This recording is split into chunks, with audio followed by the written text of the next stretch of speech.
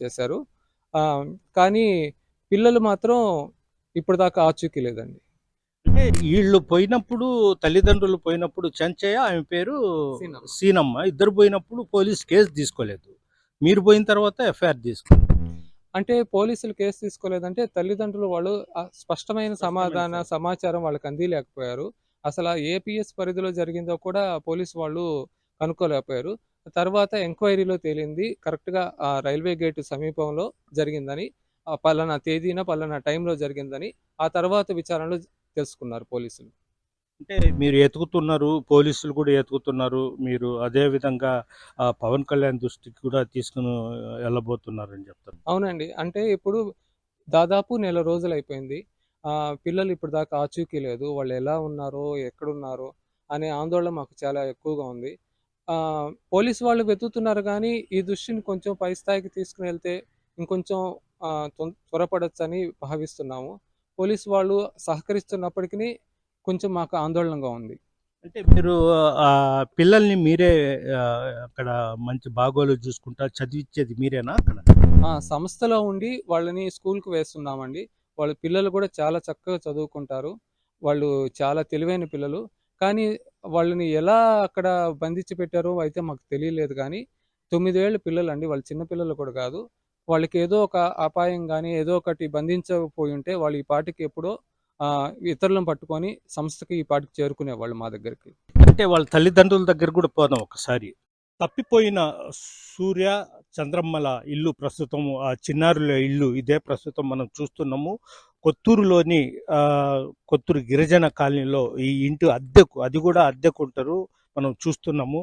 ప్రస్తుతం వాళ్ళ తల్లిదండ్రులు కూడా ఆ పిల్లలు వెతకడం కోసము కాలినడకన డబ్బులు లేక కాలినడక ఊరూరు తిరుగుతున్నట్లు కూడా మనకు తెలుస్తూ ఉంది. ప్రస్తుతం మనం చూస్తున్నాము చాలా నిరుపేద కుటుంబానికి చెందిన ఇద్దరు చిన్నారులు మాయమవ్వడం జరిగింది. ఇంతవరకు అసలు వాళ్ళ ఆచూకీ కూడా కానరావడం లేదు. ఆ తల్లిదండ్రులు రోదన అంతా ఇంత కాదు.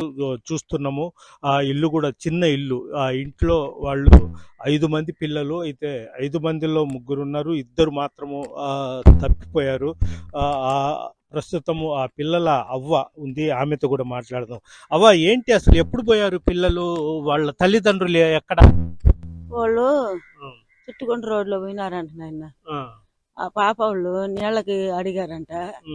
వాళ్ళ నాయన దిగిపోయాడంట నీళ్ళకి. తర్వాత వాళ్ళ అమ్మ కూడా దిగేసిందంట.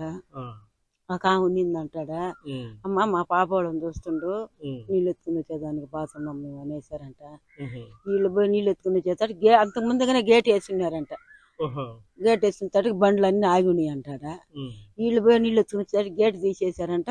బండి అట్టపోయింది, పిల్లకాయలు లేరు, ఆ బండిలో ఉన్న ఆడ మనిషి లేదు, ఎటు పోయినరో తెలియలేదు. అప్పటి నుంచి రైల్వే స్టేషన్ లో అక్కడ ఇక్కడ అంతా ఎత్తుకులాడినాం, మేము కూడా పోయి ఎత్తుకులాడినాం ఆయన. ఎక్కడా కనపడలేదు. మళ్ళీ ఊరూరికి తిరుగుతా ఉంటాం, నడిచిపోతా ఉంటాం ఆయన.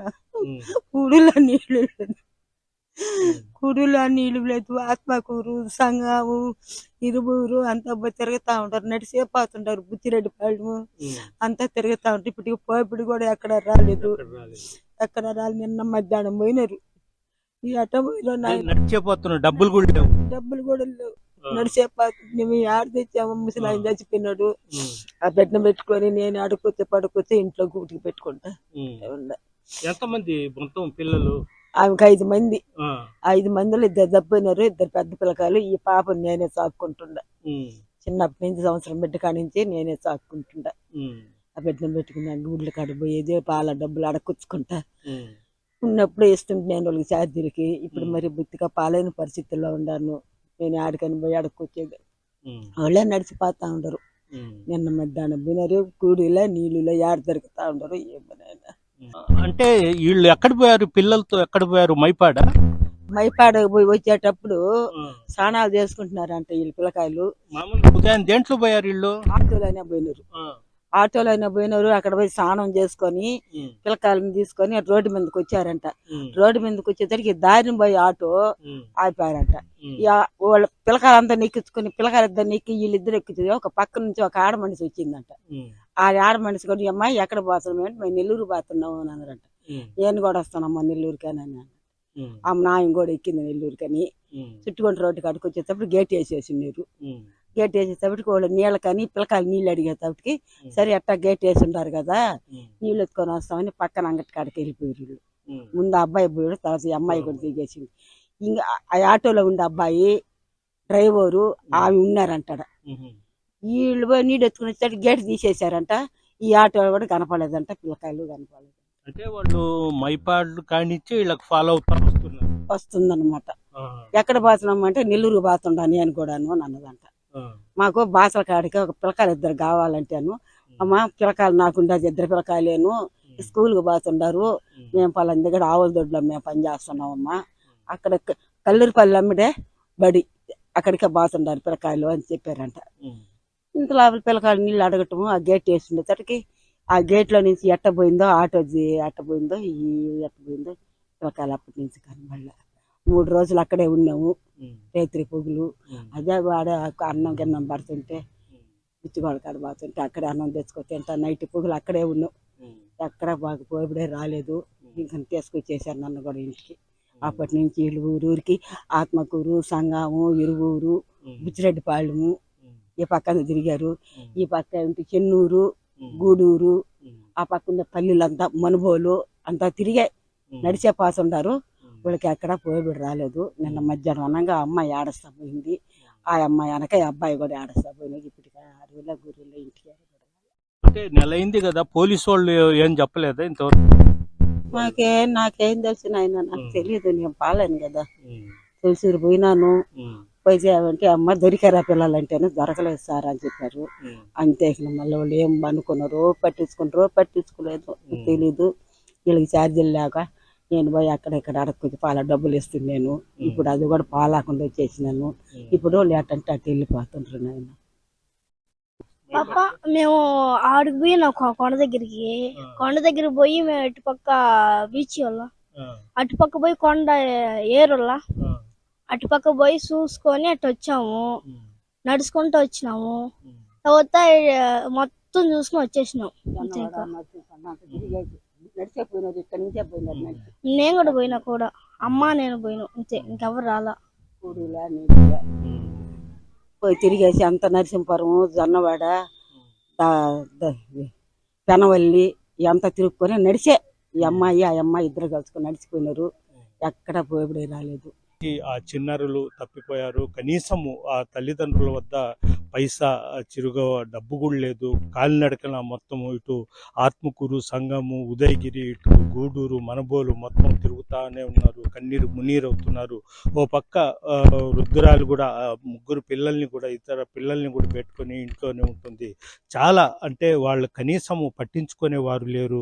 కేవలము గోశాల ట్రస్టీ అయిన కృష్ణ మాత్రమే వాళ్ళని కొన్ని ప్రాంతాల్లో తిరిగి వాళ్లకు సపోర్ట్గా నిలబడ్డాడు. అదేవిధంగా ఎవరైనా ఆచూకీ ఆ పిల్లల ఆచూకీ తెలిపితే వాళ్లకు బహుమతి ఇస్తామని కూడా కృష్ణ ప్రకటించడం జరిగింది. అతనే పోలీసులకు ఫిర్యాదు చేయడము, అదేవిధంగా సీసీ కెమెరాల్లో చూడడము, వివిధ రకాలుగా ప్రయత్నాలు అయితే చేస్తున్నాడు. ప్రస్తుతం మనం చూస్తున్నాము ఎంత నిరుపేద కుటుంబం అంటే అంత నిరుపేద కుటుంబం. వాళ్ళు కూలీ నాలి చేసుకొని రెక్కాడితే కానీ డొక్క నిండని పరిస్థితి. ఇలాంటి పరిస్థితుల్లో వాళ్ళు జీతం తీసుకొని మైపాడి పిల్లల్ని తీసుకొని వెళ్ళడం జరిగింది.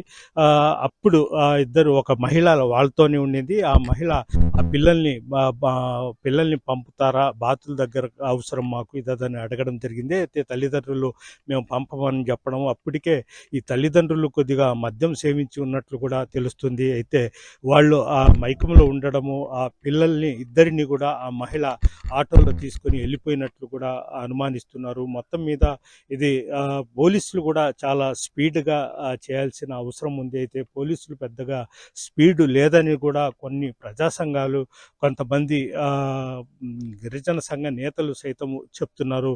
ఇప్పటికైనా పోలీసులు మరింత స్పీడ్ పెంచి ఆ గిరిజన పిల్లల్ని అప్పగించాలని, తల్లిదండ్రులకు అప్పగించాలని కూడా కోరుతున్నారు. వీడియో ప్రదీప్తో గయాజ్ RTV నెల్లూరు నుంచి.